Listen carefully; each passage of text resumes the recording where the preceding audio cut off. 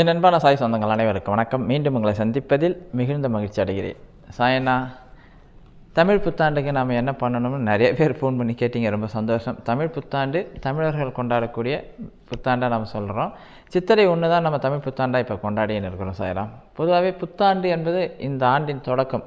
இந்த ஆண்டு நமக்கு சிறப்பான ஆண்டாக இருக்கணும்னு சொல்லி தமிழர்கள் வேண்டுகிற ஆண்டு.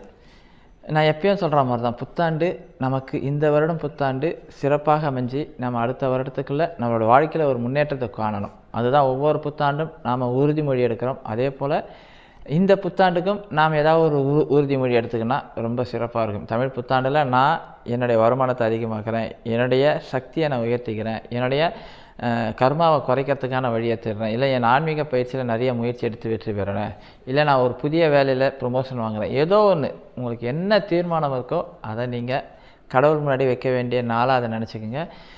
எப்பயும் போல் காலையில் எழுந்து சேராம். நம்ம சொல்லுவோம்ல, அந்த பிரம்ம முகூர்த்த நேரத்தில் காலையில் எழுந்து, சித்திரை மாதம்னாவே கொஞ்சம் வெயில் சீசன், கடவுளுக்கு முதல்ல ஒரு டம்ளர் தண்ணி வைங்க, முடிஞ்சால் மோர் வைங்க.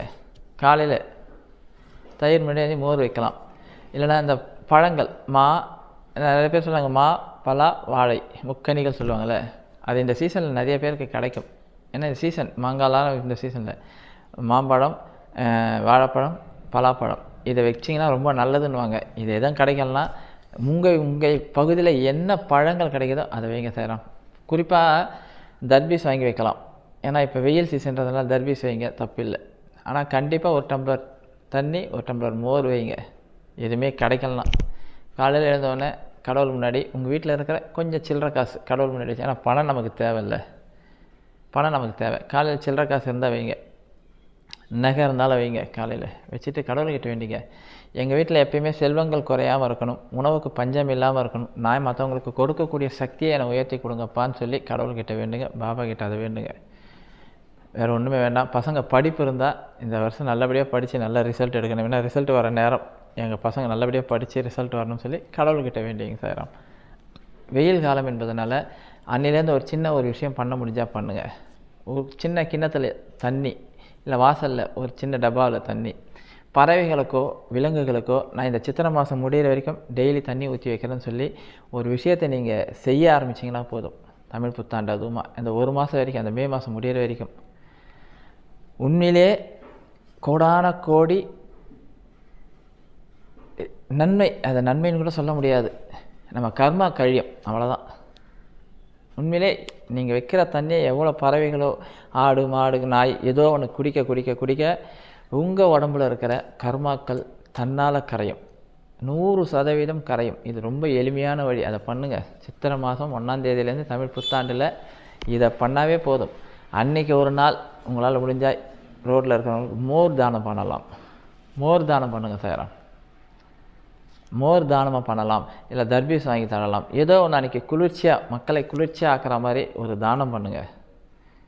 ரோட்டில் இருக்கிறவங்க 10 மோர் பாக்கெட் வாங்கி போய் கொடுங்களேன். இல்லை உங்கள் வீட்டில் இருக்கிற பக்கத்தில் இருக்கிற எல்லா குழந்தைங்களுக்கு அன்றைக்கி மோர் வாங்கி கொடுங்க. ஏன்னா சித்திரை மாதம் நல்ல வெயிலான மாதம். அந்த நேரத்தில் நாம் இப்படி செய்ய ஆரம்பித்தாவே போதும். உண்மையிலே நமக்கு தமிழ் புத்தாண்டு அடுத்த வருஷம் சிறப்பாக இருப்பீங்க. மறக்காமல் பறவைகளுக்கும் வாயில்லா ஜீவனங்களுக்கும் சித்திரை 1லேருந்து தண்ணி அதுக்குன்னு ஒரு டப்பா மாதிரி எடுத்து வச்சுருங்க வாசலில். நல்லா தண்ணி ஊற்றி வச்சா போதும். திருப்பி அடுத்த நாள் தண்ணி கீழே ஊற்றிட்டு புதுசாக வைங்க. இல்லை மொட்டை மாடியில் ஓரமாக, வெயிலில் வைக்க வேண்டாம், ஓரமாக வைங்க. நீங்கள் பறவை குடிக்கதோ குடிக்கல வைக்க ஆரம்பித்தா பறவைகள் குடிக்க ஆரம்பிக்கும். எனவே தமிழ் புத்தாண்டு பெரிய திட்டங்கள்லாம் வேண்டாம். எங்கள் வீட்டில் உணவுக்கு பஞ்சம் இருக்கக்கூடாது, செல்வத்துக்கு பஞ்சம் இருக்கக்கூடாது, நான் மற்றவங்களுக்கு கொடுத்து உதற அளவுக்கு என்னை முன்னேற்றங்கன்னு சொல்லி சத்குருக்கிட்ட வேண்டுங்க. முடிஞ்சால் அன்றைக்கி ஒரு நாள் தானம் பண்ணுங்கள். மே மாதம் உங்களால் முடிஞ்சால் தண்ணி தானம் கூட பண்ணலாம். ஒரு வாட்டர் பாட்டில் யார் ரோட்டில் இருக்கிறவங்களும் வாங்கி கொடுக்கலாம். மோர் வாங்கி கொடுத்தா ரொம்ப நல்லது. மோர் இல்லைன்னா ரசனா ஏதோ ஒன்று, இந்த கெமிக்கல் இல்லாமல் மோராக இருந்தால் ரொம்ப நல்லது. வேறு இல்லை மோர்லாம் கிடைக்கலாம், கூல்ட்ரிங்க்ஸ் கூட வாங்கி கொடுக்கலாம். 10 ரூபா பாட்டில் இருக்கல, ஒரு 10 பேருக்கு வாங்கி கொடுங்க. தாகம் தீர்த்து பாருங்கள். உங்களுடைய அடுத்த வருஷம் 2027 தமிழ் புத்தாண்டுக்குள்ளே உங்கள் வளர்ச்சி நல்லாயிருக்கும். உங்கள் கர்மா குறையும். பறவைகளுக்கும் வாயில்லா ஜீவன்களுக்கும் இந்த மாதம் நீங்கள் தண்ணி வச்சு பாருங்கள். அடுத்த வருஷம் உங்களுடைய வாழ்க்கையை மாற்றி காட்டுவார் சத்குரு. ஒரு பெருசாக பூஜைலாம் பண்ணணும்னு அவசியம் இல்லை. நம்ம துவாரகமாயிலும் அன்றைக்கி அதை தான் பண்ண போகிறோம். கண்டிப்பாக அப்பாவோட ஆசீர்வாதம் நமக்கு எல்லாருக்கும் கிடைக்கணும்னு வேண்டிக்கலாம் சாய்ராம். சிறப்பாக நீங்கள் எல்லோரும் தமிழ் புத்தாண்டை கொண்டாடுங்க. தமிழர்கள் தான் கொண்டாடணும் இல்லை, இது நான் சொன்ன விஷயத்தை எல்லாருமே செய்யலாம். நான் தெலுங்கு பேசுகிறேன், செய்யலாமே, எல்லா மொழி பேசுகிறவங்களும் இந்த நல்ல நாளில் நீங்கள் அதை பயன்படுத்த பாருங்கள். உங்களுடைய கர்மாக்கள் கண்டிப்பாக குறையும். அப்பா உங்கள் கர்மாவை ஏற்றுக்கொண்டு உங்களை விடுதலை கொடுப்பார் சாய்ராம். நாம் செய்திருக்கிற இந்த பாவங்கள் நம்மளை விட்டு விலகும். எல்லா ஜீவன்களுக்கு நம்ம பண்ணுற இந்த விஷயம் உங்கள் தலைமுறைக்கும் நல்ல விஷயத்தை சேர்த்து தரும். செய்வீங்கன்ற நம்பிக்கையோடு எல்லா சாய் பக்தர்களும் தமிழ் புத்தாண்டு அன்னைக்கு இதை செய்யுங்க. தமிழோட புத்தாண்டு சிறப்பாக கொண்டாடுங்க. ஓம் சாய்ராம்.